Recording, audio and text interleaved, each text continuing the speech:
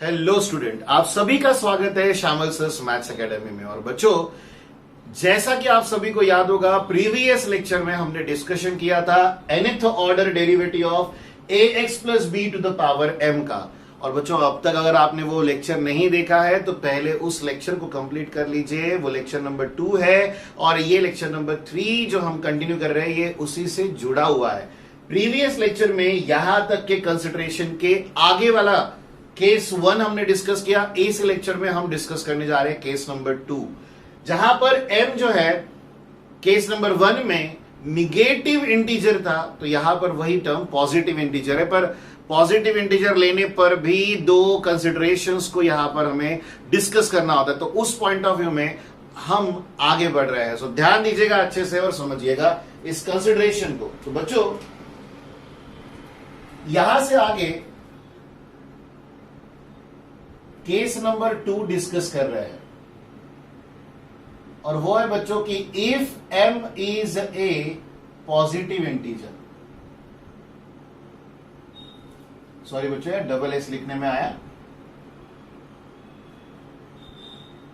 Positive integer.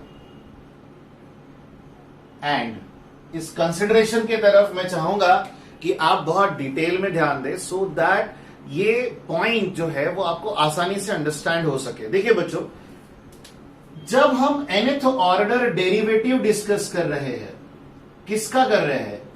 ax plus B to the power m का, और हम ये कह रहे हैं कि ये जो m है ये एक पॉजिटिव इंटीजर रहेगा, तो साथ में आपको ये भी बात समझनी होगी कि डेरिवेटिव जो है सक्सेसिव डिफरेंशिएशन के डिस्कशन में आपको मैंने समझाया था बच्चों, और वो क्या था कि nth ऑर्डर डेरिवेटिव कभी भी first, second, third, fourth, nth इस सीक्वेंस में आगे बढ़ता है। यानी आपका ये जो n है जिसे हम nth ऑर्डर डेरिवेटिव बार बार कह रहे हैं, ये नेचुरल नंबर के सेट से लिया जाएगा, यानी वो कभी भी निगेटिव टर्म नहीं होने वाली। तो अब ये भी एक पॉजिटिव टर्म है और ये भी एक पॉजिटिव टर्म है, तो इन दोनों के बीच में भी तो आपको कंपैरिजन करना होगा, क्योंकि इन कंपैरिजंस में 3 कंपैरिजन आएंगे, जहां पर m छोटा आएगा बच्चों n से, या फिर m इक्वल आएगा n से, या फिर m बड़ा आएगा n से।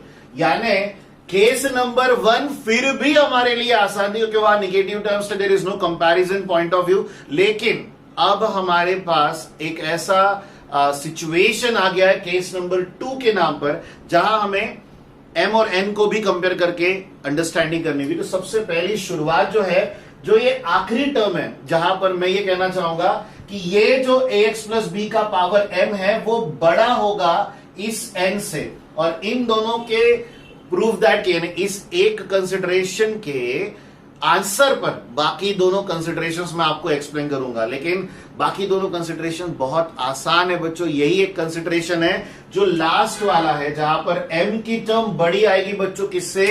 n से। इसी पॉइंट ऑफ व्यू को आपको और मुझे समझना है। तो चलिए शुरू करते हैं इस कंसिडरेशन को। ध्यान दीजिएगा इस सेकेंड केस में। तो बच्चों, आपके पास क्या पॉइंट ऑफ व्यू है? हमने m को बड़ा माना है किससे बच्चों? n से। अब ध्यान दीजिएगा इस वाले टर्म पर, ये इक्वेशन नंबर 1 जो है हमारा, उस पर कि हमने वैसे तो nth ऑर्डर डेरिवेटिव डिटरमाइन कर ही लिया है, जहां पर ax प्लस बी के पावर में m माइनस 1 आ रहा है।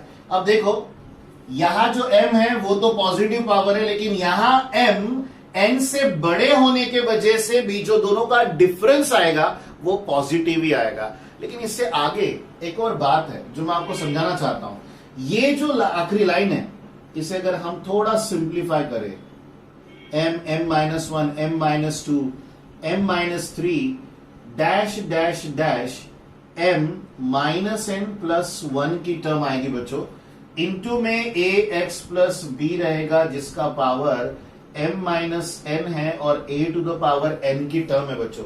यहां पर जो कंसिडरेशन है वो अंडरस्टैंड करो कि पूरे सीक्वेंस में m minus 1, m minus 2 up to the m minus n plus 1 में m सबसे बड़ा है बच्चों, क्योंकि हमने m को n से भी बड़ा माना है, तो यहां पर m सबसे बड़ी वैल्यू रहेगी, यही हम कंसीडर कर रहे हैं। और जो सबसे बड़ा होता है उसी को फैक्टोरियल नोटेशन में कन्वर्ट करना हम सबके लिए आसान सा टर्म होता है, otherwise it becomes very difficult for us to get the answer. तो ये ही एक टर्म है जो हमें परेशान कर सकती है बच्चों। तो इसी परेशानी को फेस करने के लिए आगे मैं आपको एक छोटा सा कंसिडरेशन समझा रहा हूं पॉइंट वाइज। प्रीवियस लेक्चर के डिस्कशन में आपको याद है कि केस नंबर 1 में हमने लर्न करने के लिए फैक्टोरियल्स में कन्वर्शन किया था। उसी फैक्टोरियल कन्वर्शन को मैं आपको इस वाले पॉइंट ऑफ व्यू में भी एक्सप्लेन करना चाहता हूं, बट प्रीवियसली बड़े आसानी से p-1 से लेकर 3 to 1 तक हमने मल्टीप्लाई एंड डिवाइड की टर्म चुनी थी। बट यहां कौन सी टर्म चुने, तो बच्चों देखो ध्यान दो, m सबसे बड़ा, फिर वैल्यू घटते हुए आ रही है।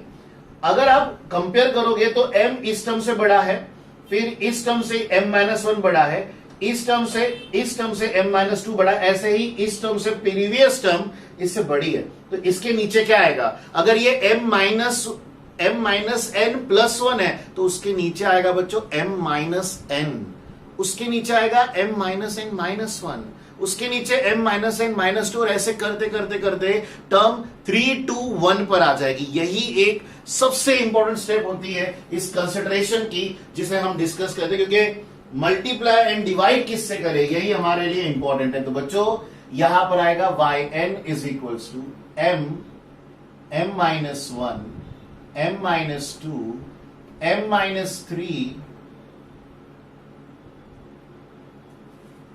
Dash dash dash m-n+1 multiplied में आएगा बच्चों ax+b to the power m-n into a to the power n का टर्म। बच्चों इस पर्टिकुलर टर्म के आगे यहां हम लिखेंगे मल्टीप्लाई एंड डिवाइड बाय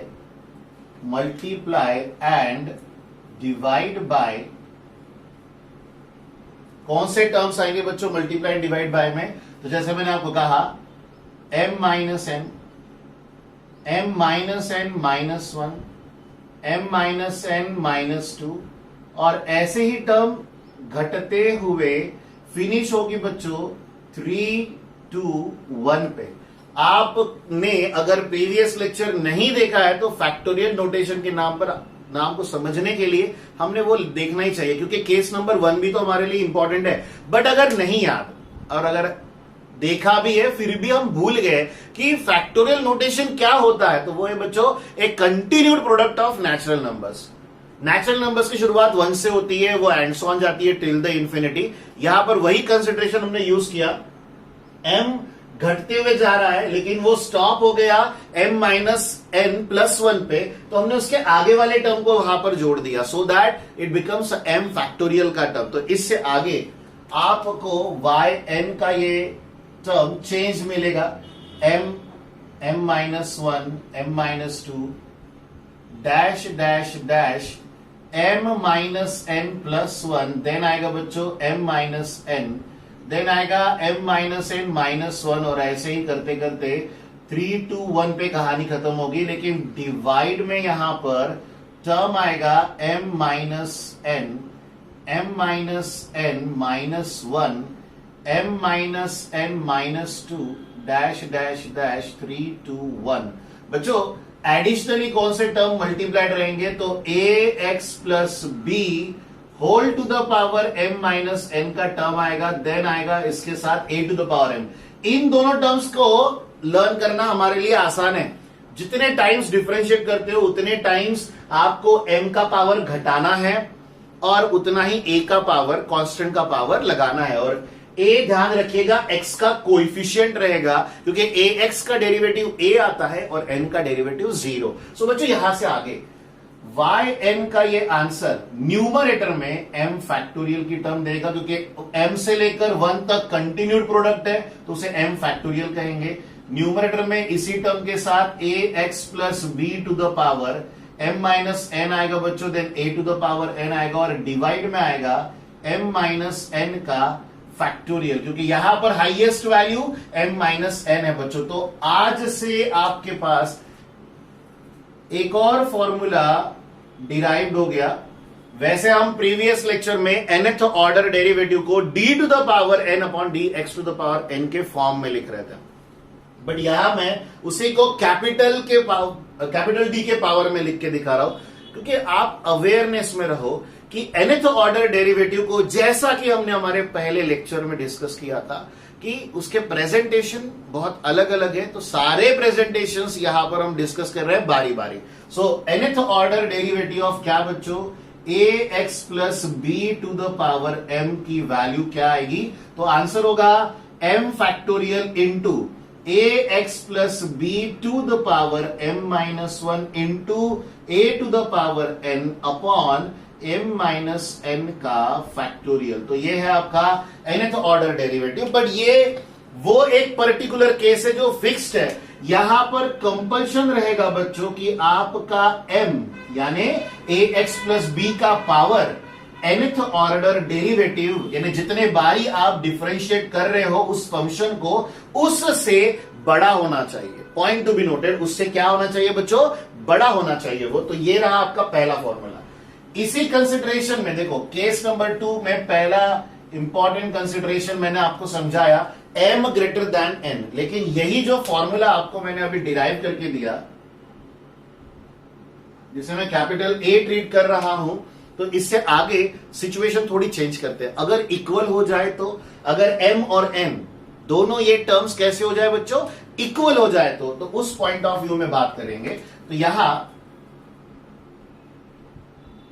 मैं लिख रहा हूं कि if we put m equals to n then capital A becomes, मैं चाहूंगा कि इस पॉइंट ऑफ व्यू में आप बहुत अच्छे से ध्यान दें, क्योंकि आपको सारी पॉसिबल केसेस पता होना जरूरी है। क्योंकि nth ऑर्डर डिफरेंशिएशन करते समय फंक्शन का पावर क्या दिया जाएगा, कितने बार डिफरेंशिएट करने के लिए कहा जाएगा, ये आपके और मेरे मर्जी पर डिपेंडेंट नहीं है, बट जो भी क्वेश्चन में बोला गया है वो आप रीड करके ही जान सको, इमीडिएट आंसर लाना आपके लिए आसान हो। तो इसी पॉइंट ऑफ व्यू में ये डिस्कशन, ऑल पॉसिबल केसेस ध्यान से सुने। अगर ये n और ये m दोनों सेम हो गए हैं और हम पुट कर रहे हैं इसी फॉर्मूला में m को n, तो क्या आएगा बच्चों, तो यहां पर आएगा nth order derivative of ax plus B to the power n। अब दोनों तरफ आपको सेम अल्फाबेट दिखाई दे रहे हैं n, तो यहां पर क्या आएगा, तो यहां आएगा बच्चों n फैक्टोरियल, m को हमने n लिया है तो ये आ जाएगा n फैक्टोरियल। ax के पावर में m और n अगर इक्वल हो गए तो ax प्लस b के पावर में हमें 0 दिखाई देगा, a के पावर में n, और डिवाइड में अगेन दिखाई देगा 0 फैक्टोरियल। सो बच्चों हमने सीखा है लॉस ऑफ इंडाइसिस से, एनीथिंग रेस टू 0 जो है वो 1 होता है और 0 फैक्टोरियल की वैल्यू भी 1 होती है बच्चों। तो यहां आंसर आ गया n factorial into a to the power n। तो आपको ये भी फॉर्मूला लर्न करना है कि अगर nth order derivative of ax plus B to the power n, यानी डायरेक्टली कंपैरेटिव अंडरस्टैंडिंग करते हुए जितने बार डिफरेंशिएट कर रहे हो उतना ही पावर अगर ax प्लस बी का आ जाए तो direct answer n factorial into a to the power n लिख दीजिएगा। बाकी कोई भी टर्म वहां पर प्रेजेंट नहीं रहेगी, आपको बाकी किसी भी स्टेप को फेस करने की जरूरत नहीं है और उसमें मुश्किल जो एक डिफिकल्टी फेस होती है वो भी नहीं होगी। तो बच्चों ये रहे आपके दोनों पॉसिबल केसेस, बट आप जानते हो कि मैंने 3 की बात की थी, m बड़ा था n से, m इक्वल था n से, और अब m छोटा बन जाएगा n से। लेकिन इस कंसिडरेशन के लिए मैं थोड़ा सा आपको रफ वर्क करके दिखाना चाहूंगा, क्योंकि उस रफ वर्क के साथ आपकी जो एग्जिस्टिंग लॉजिक है, जो आपके डेरिवेटिव के फॉर्मूले जो आपने प्रिपेयर करके रखे हुए, उसकी आपको इंपॉर्टेंस समझ में आ जाएगी और उसकी जो वर्सटाइलनेस है वो समझ में आ जाएगी। तो बच्चों ध्यान से देखो, सिंपल तरीके से समझना, मैं ना डेरिवेटिव निकाल रहा हूं x क्यूब का, जो कि 3x स्क्वायर होता है। अगर मैं एक और डेरिवेटिव निकालूं x क्यूब का तो वो 6x होगा बच्चों। अगर मैं एक और डेरिवेटिव निकालूं x क्यूब का तो वो 6 होगा बच्चों। पॉइंट नोट कीजिएगा, यहां पर हम एक बार डिफरेंशिएट कर रहे हैं, मतलब तो क्लियर है, कि n की वैल्यू जो है वो m से छोटी है तो डेरिवेटिव आया, यहां पर भी n की वैल्यू m से छोटी है तो डेरिवेटिव आया, यहां m और n की वैल्यू इक्वल है बच्चों, इक्वल है तो देखो कांस्टेंट टर्म आती है तो 6 आया। लेकिन जैसे ही मैं एक्स क्यूब का फोर्थ ऑर्डर डेरिवेटिव इवैल्यूएट करता हूं तो आंसर मिलेगा बच्चों 0। पॉइंट नोट करो क्योंकि ये कांस्टेंट है।